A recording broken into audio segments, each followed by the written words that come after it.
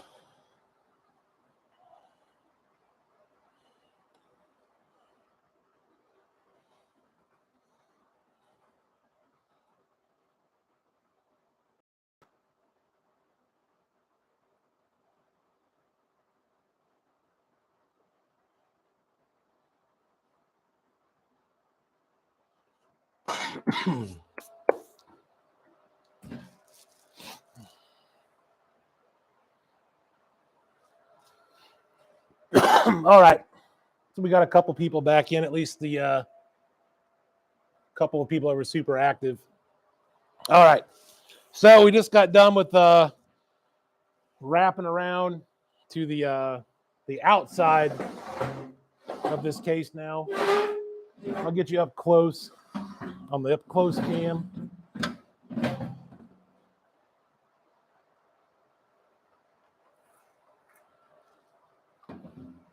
Oop. So you can see, wasn't super worried about penetrating all the way through, but we got like pretty much 100% pin the whole way up down that joint. So what I'm going to do, just to help me out, get a really good clean weld. There's my nasty finger. Get a real good clean weld. I'm going to take and buff this back down with a flap disc real quick. So I'll take my hood off. We'll buff it down real fast, and then we'll finish up this outside weld.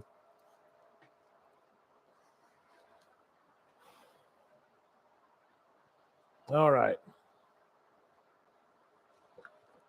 Slide this guy out. All right, I'll come out here and get my angle grinder set up real fast.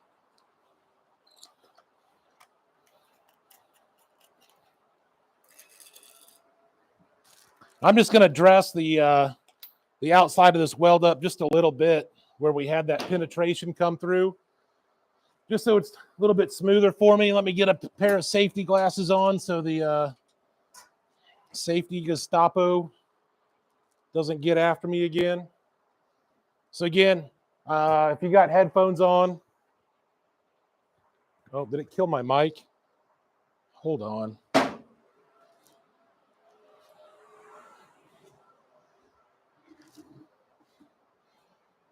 There we go. Oh, let me turn this mic down. Sorry, guys. Hello. Hello, hello, hello. There we go. There we go.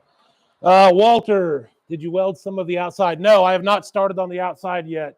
I noticed we locked up right as I was wrapping around the front of that bell housing. So the weld fully penetrated. I got real good penetration all the way through that joint.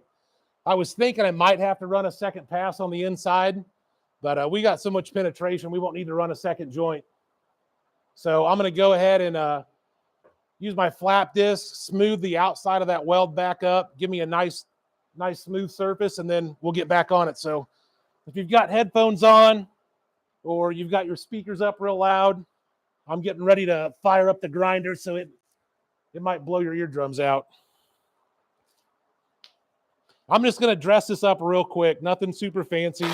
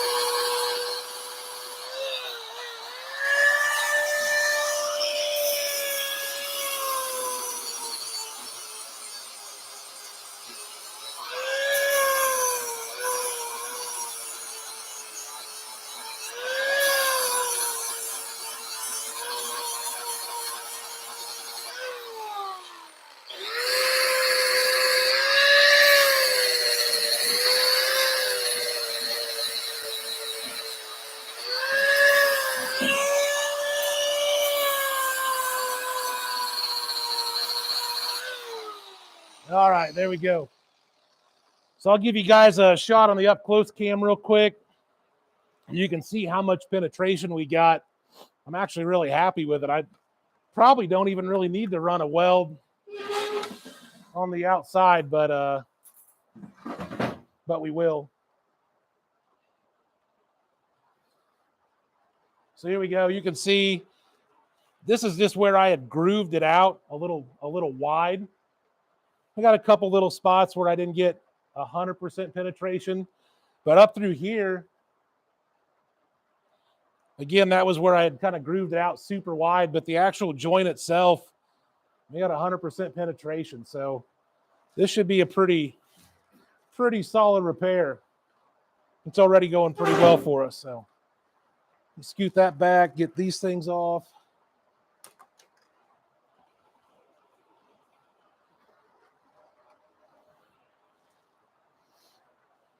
Hearing protection, you can't just close your ears.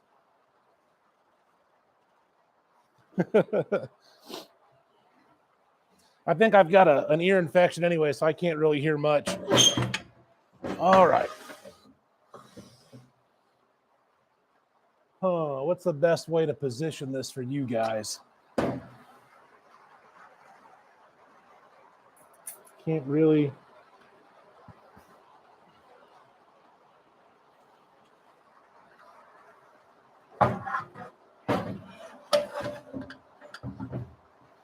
Trying to figure out a good camera angle for you guys. Just maybe give me a little bit poor positioning. Worst case scenario. We'll try that. It's either the transmission shop told me it was a 4L80. I mean, it might be a 4L. I don't know. Then again, I wasn't really paying attention to exactly what it was. It doesn't matter what it is to me. Just it's broken. I'm going to fix it. But yeah, it's either a 4L60 or 4L80. I think Mountain's Garage thought maybe it was a 700. I said I'm not for sure. It's just this transmission shop here locally. I'm really good buddies with them. They ran micro sprints for a long time. They just switched over to 360 wingless sprints. So I've always done a lot of work for them on their sprint cars, fuel cells, battery boxes, framework, and then they run a transmission shop. So I don't know. It's probably once a month I get something like this from them. You know, a crack case or something like that. So they just give me a call. I go and pick it up, and here we are. All right, let's switch over to the see what that does. I'm going to have to turn this thing a little bit. I can't quite get the angle I want on it and have you guys get a good view. So we'll switch back. I'm going to run about a inch of weld, half inch of weld, and then try to give you guys a little bit better view. I'm just right here at the front of this bell housing, and it's at a real awkward spot.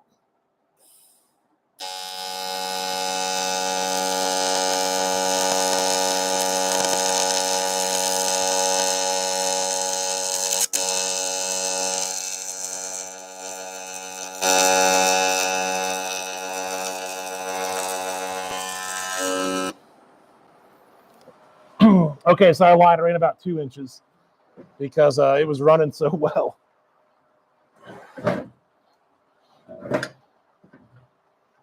Here we go. Let's see if I can get you guys.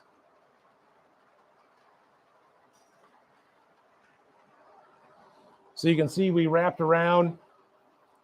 This is a little spot that was a little awkward for me to get a good camera angle for it. So here we go. Try to get my hand out of the way for you guys.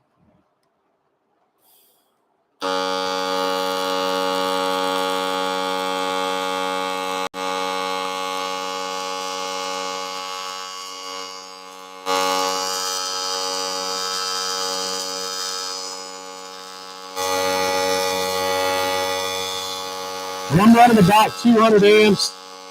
I'm maybe using 150, 160 amps. She's running them up a little dirty, but it's pretty pretty solid weld.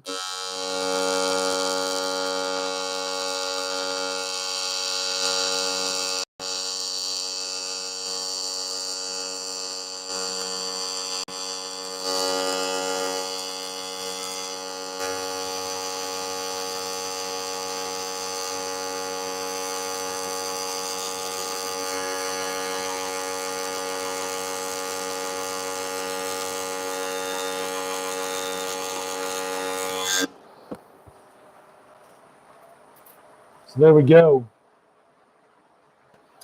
Yeah, Mateo, I'm not super familiar with the 160.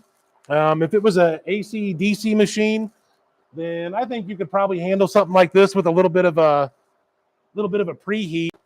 I think it would handle it just fine. I got to reset for a second, guys. I dropped my 20 series torch I have off to the side. I don't want to step on it and break my cup.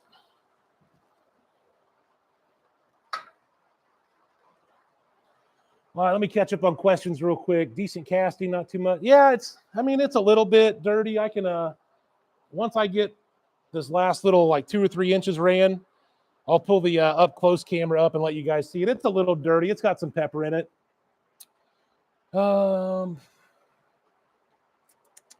Let's see, number 7 gas lens. Yeah, I'm running a number 8. That's just what I have for this 26 series. So I'm just running an air-cooled 26 series on my MTS 225. And I'm running 1/8 inch, 2% length. 332nd would be fine. You're well within the amperage range of 332nd, so I wouldn't be worried about the tungsten.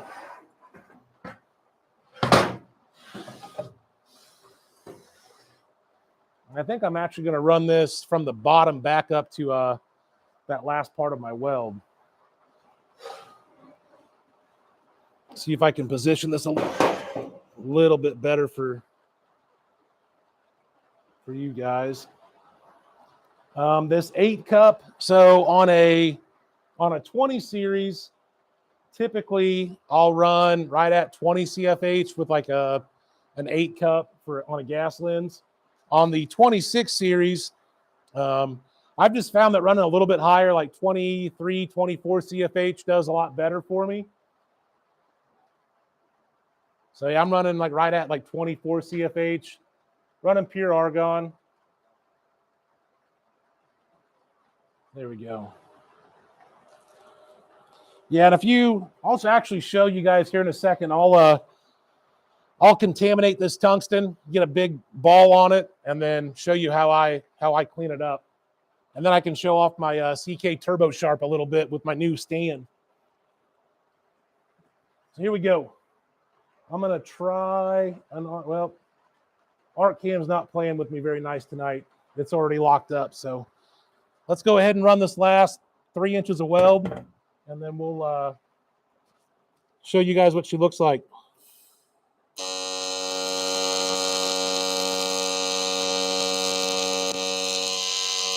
And because this is a little dirty, I'm doing a little bit of a pedal pulse. I'll kind of roll into it, roll out, let it cook for a second, and then put a little filler in. Just ever so slightly, maybe 20, 30 amps difference.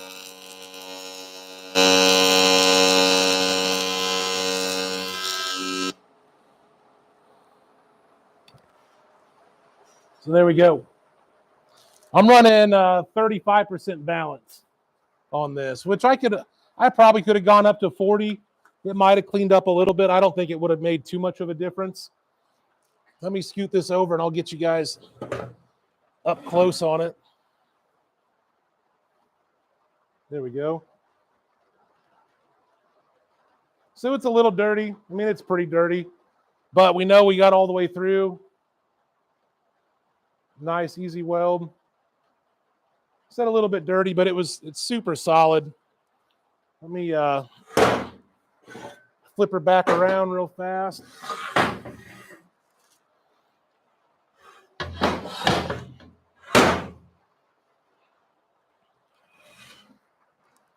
So yeah, we were even getting it's kind of hard to see in this light. There we go. You can actually see we were getting some melt through on this back side, so not too bad. So we were definitely hot enough. So yeah, full penetration for the most part when we were welding the inside of it. So I just buffed it down real quick. It's already pretty cool. If you wanted to get real fancy, you could take and dress that back up with like a flap disc or some Scotch-Brite and get that pepper off the top. And you could run another pass or stagger. You know, you got your center pass. You could either stagger another 2 passes on there, which, considering what it's going in, I think it's going in a 79 Chevy 4x4 truck with a big LS behind it. So just for safety's sake, I might run another pass over it later on tonight. But I mean, for 99% of the application, that's going to be just fine right there. So there we go. That was didn't take me nearly as much time as I thought it would. So I might have had, just for reference, you know what, we messed around for probably 10 or 15 minutes between the live stream going down and kind of talking about that. So I've got about 15 minutes of weld time in that. Maybe I might have had 15, 20 minutes of prep. So you're talking, you know, let's call it a half hour, 45 minutes at the most. And I'm going to charge, we talked about 100 to 120 to fix that. So I'll probably be nice since it was under an hour and do $100. But yeah, stuff like that, $100. I mean, that's a third of a day's pay in 30, 45 minutes. So yeah, you guys can make some decent money just doing little stuff like that. All right, so we got that wrapped up. That was really all I had tonight. I planned on that taking a little bit longer than that. Yeah, this is also for a super good family friend. We've traded work back and forth. So he'll do transmission work stupid cheap for me. Like he rebuilt a transfer case in my Jeep for like $200 a couple years ago. So we tend to be a little nicer to each other. Oh, but yeah, so that was, even with the mishaps, we're still only at 7:35. So if there's anything you guys want to see, I can kind of try to switch some things around real quick, maybe show you guys something different. I don't know. So hit me up in the comments. I'm going to swap some machines around real quick, see if you guys can come up with something else you want to see or any questions. Oh, tungsten, contaminating tungsten. Let me get a little piece of aluminum.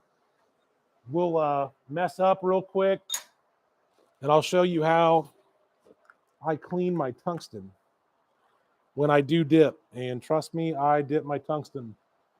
Any welder that says they don't dip their tungsten is lying to you. I don't care how good they are. So here we go. We're going to purposely foul this tungsten, and then I'll show you guys how I clean it up.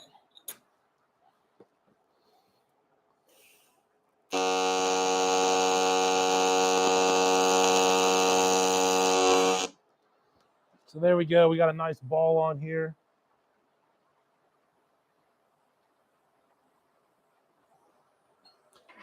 Yeah, Walter, that's my philosophy. I mean, I'll trade a lot of work with guys. I think a lot of times I come out ahead on that deal, so I like doing that quite a bit. But if it was a random guy off the street, I'd probably charge him $150 or $200. But for a good buddy that I trade a lot of work with, I'll be a little nicer to him, let him make some money off me, and then we can we'll always square up at some point. So let me give you guys a nice belly shot. So there we go. You can see we got nice big glob of aluminum on here. Having a hard time getting this camera to go low enough.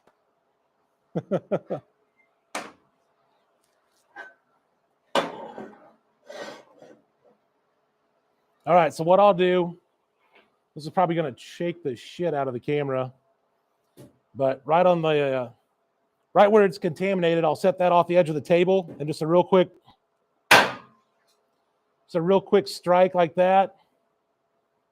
Break it off. So now that I've got the contaminated part broken off, oh, the magnets on this thing are insanely strong. So then I've got a CK Turbo Sharp. So I'll throw this thing in here real quick.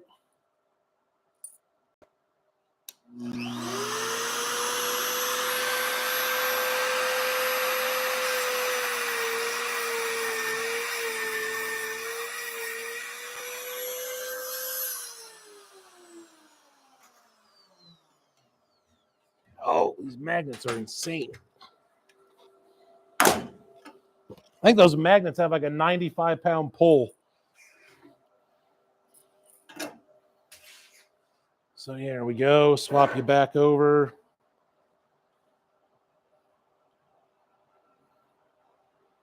So yeah, there's our fresh point. Ready to rock again.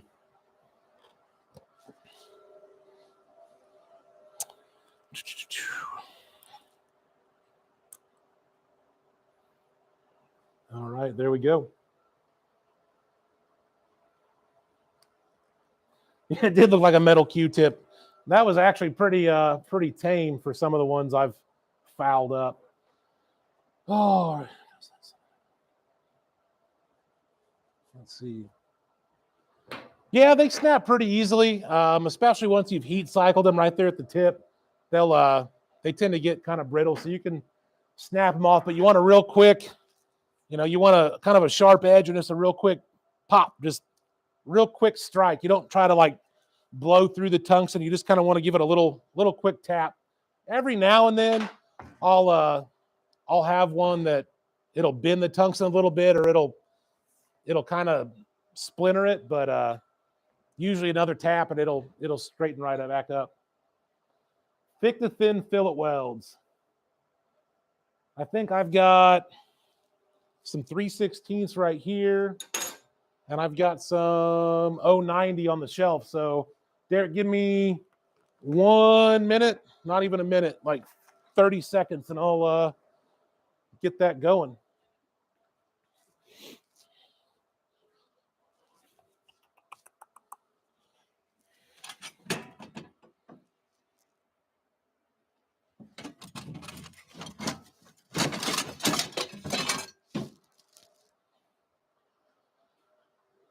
Trying to find me a good piece of 090.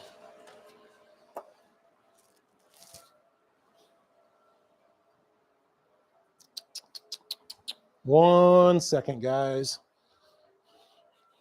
All right, I'm going to fire up my circular saw real fast to cut this down, so it might get loud.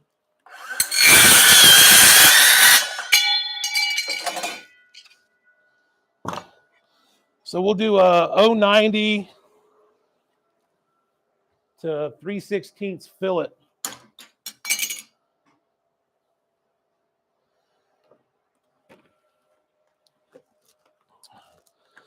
So why don't you flat disc the contaminated end and then resharpen it? Mainly because I don't want to keep a flap disc that's just for tungsten. I always worry about cross contamination with something like that. Most of my flap discs are pretty dirty from grinding on stuff like this transmission housing or something like that. So generally it's just faster and safer too, just to break it off real quick and then throw it in that Turbo Sharp.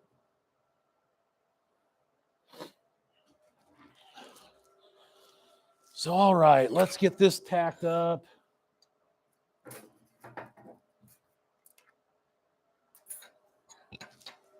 All right, so we're running a 090 sheet to some 3/16 plate. Hopefully I'm going to switch the arc cam back off, turn it back on, and see if we can get a decent arc shot of this, because it's going to be pretty hard to explain it without without having an arc shot. Let me get this tacked up real quick.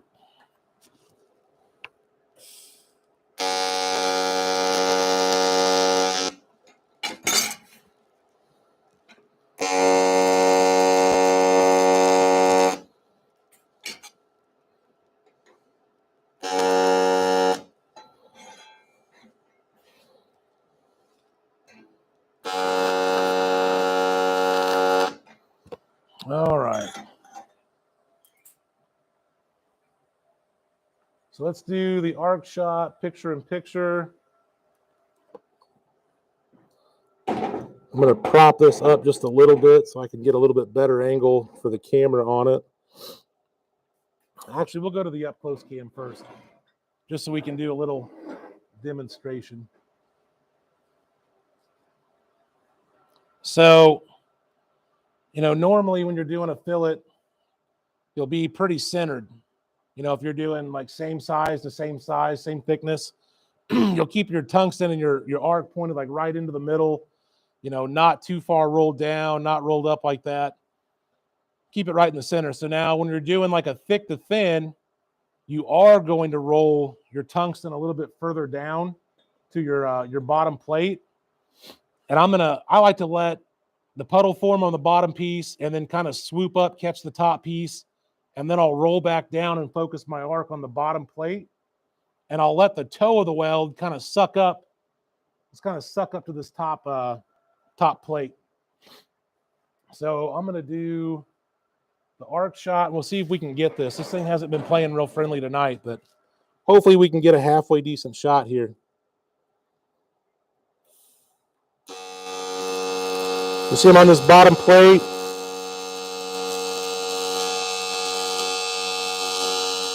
Just kind of letting that toe catch the top plate.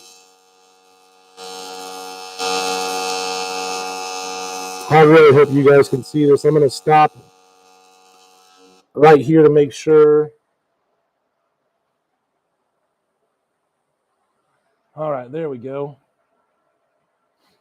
So Walter, let me switch out so I can talk to you. So Walter, one thing with this camera, the camera out there, this little up close cam, what I can do, if you send me an email, which it's mccollum.weldfab@gmail.com, or reach out to me on Instagram or Facebook, what we can do is I can do a private live stream.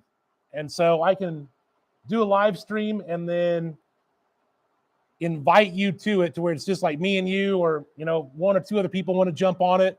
And I can do one-on-one instruction with you. That's part of why we're doing this.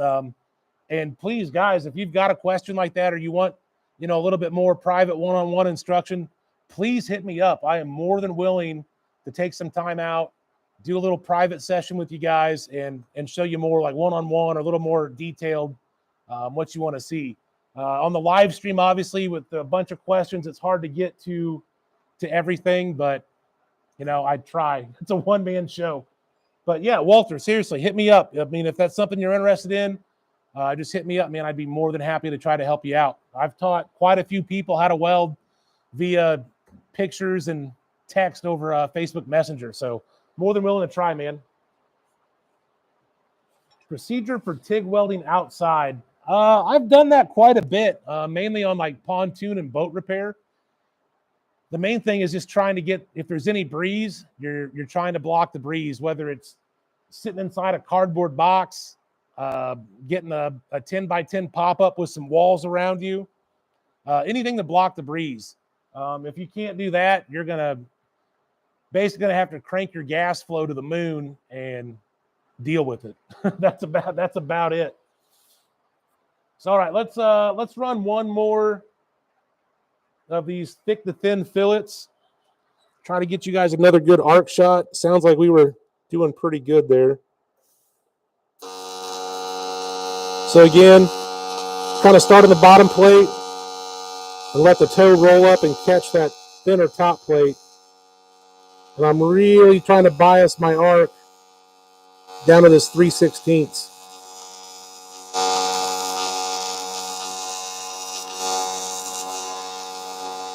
And I've got the machine set to 220 amps. I'm probably using 160 or 170 of that. Especially out here on the end, probably more like 130.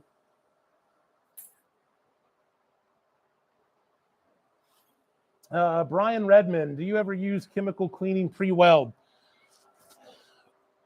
This, man, I really want to cover this topic in like a super great detail. And this might be a conversation that I do, a video, not a live stream, but an actual video for the Everlast channel. So recently, well, I guess it's been about a year ago now, I switched jobs. I was welding full-time for an aftermarket automotive performance company. And recently I've switched to aerospace. And so I had never really done any code work. And of course, the doing aerospace, it's all D17.1. And I was having a lot of issues with 6061 and having porosity. Weld would look great, super shiny, nice tight etching, looked beautiful. But when we went to x-ray it, we were getting porosity. And it would be 3 or 4 spots, but it wasn't consistent. And so we had tried using some Weldo, which is like an acid etch. And we were removing the oxide layer with that acid etch, and it didn't really do any good.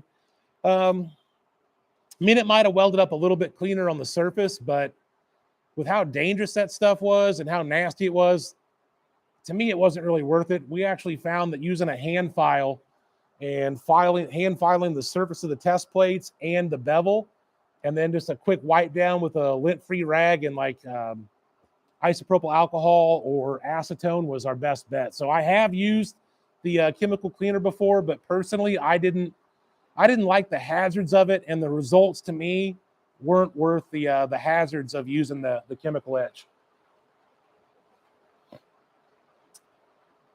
Richard, so I do not have one of the hand controls. I've got a couple of the trigger switches. I use those a lot when I'm doing roll cages or stuff like boat repair. When I'm up under a boat, I'll use the finger trigger. But I don't, me personally, and nothing against guys that use them, but I don't like the thumb controllers. I like a lot finer control. I like to be able to, like roll my torch as I'm welding, and it's kind of hard, if you've got like a finger control when you're really trying to, wrap around something and you're trying to like rotate the torch in your hand. It's really hard to run those finger controls. So I've never found a use for one. Like I said, if I'm going to use a hand control, I'll use the on-off trigger switch. Let's see.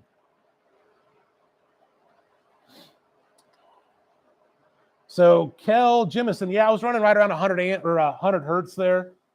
Let's see what else. Thanks for setting up a small metal foundry. I'm thinking about getting a TIG machine. So the metal ham, yeah, if you have any questions, man, hit me up on, again, Facebook or Instagram. I've got a promo link I can send you guys to if you're interested in a new TIG machine. Basically, any TIG machine that comes with a pedal standard, you can use my link and you can get the Nova torch and pedal upgrade for free. And then just as another side note, starting the 15th of last month, Everlast, on top of their 5-year warranty, is now offering free shipping to the repair facility and back to the customer for the full 5 years. If you guys want to use the repair center, we're going to start getting in depth on some of the machine repair to show you guys that these are actually really easy machines to work on. The boards are modular. It's literally, 4, 5, 6 screws, maybe 10 or 15 plugs, which are all, you can label them, and you can switch a board out in an hour and a half, 2 hours tops. And that's if you don't know what you're doing.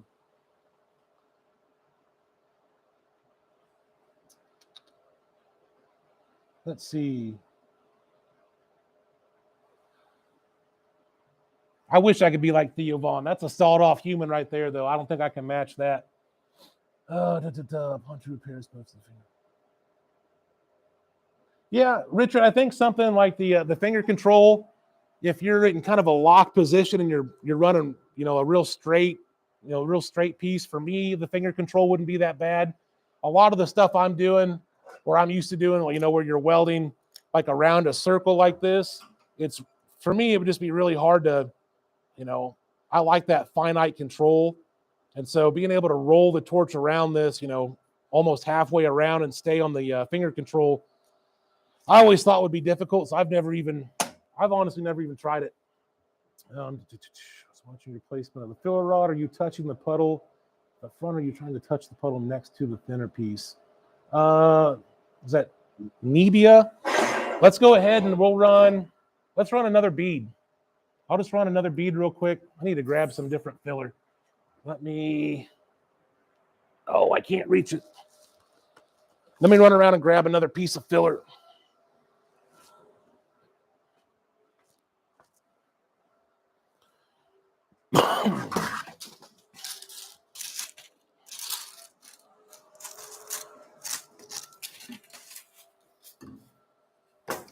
We'll run another weld on this back side of this thick to thin fillet.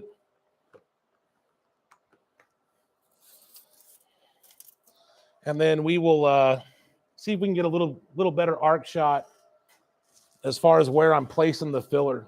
Now, typically I'll I try to hit right at the front of the toe of the puddle and just kind of push past the very front. We'll see if we can catch that on camera. I have not located aluminum bronze, but my local welding supplier is going to be in my shop tomorrow. So I'm going to ask him again if we can find some. All right. Yeah, Bob Moffat. Bob Moffat's a very good friend of mine. I love that old man. He cracks me up. That's one of my favorite people in the industry to talk to. If you ever have a chance to talk to Bob Moffat, don't plan on it being a 5 or 10 minute conversation. You're going to be on the phone for about an hour and a half, 2 hours. And you might hear the same story 2 or 3 times. So, all right, let's get on the arc shot cam. I'll see if I can get a little bit better shot of where I'm putting the filler on this bead.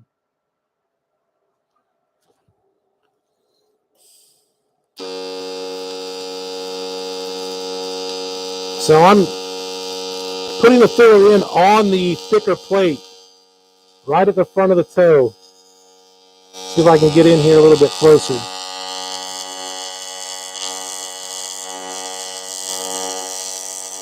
So here to be adding to the top. I like to add down here on the root. And there you go, I dipped my tungsten. Trying to talk too much. And yeah, I like to add it down here on the bottom plate.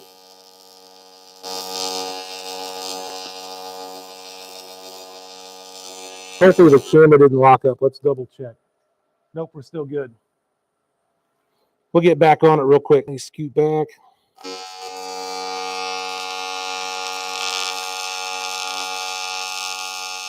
So yeah, right there on the front of the toe and kind of push in. Like I said, I like to add it on that bottom plate and let it suck up to the top plate, especially on a thick to thin like this. There we go. All right, let's see. Hello, Paul Brown. Good to see you, buddy.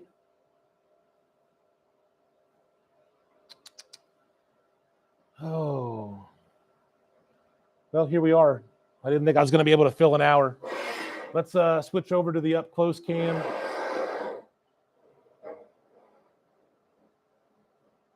It's a little hard to concentrate on talking to you guys and showing what I want. So not my best beat ever, but not too shabby. It'd pass.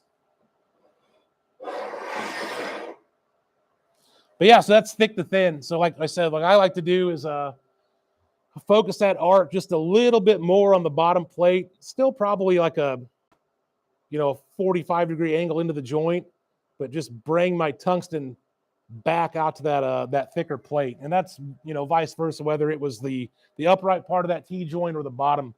So yeah, hopefully that helps you guys out. Once again, if you guys do have a question and want something a little more detailed, please feel free to hit me up. I'll leave my email address in the comment section.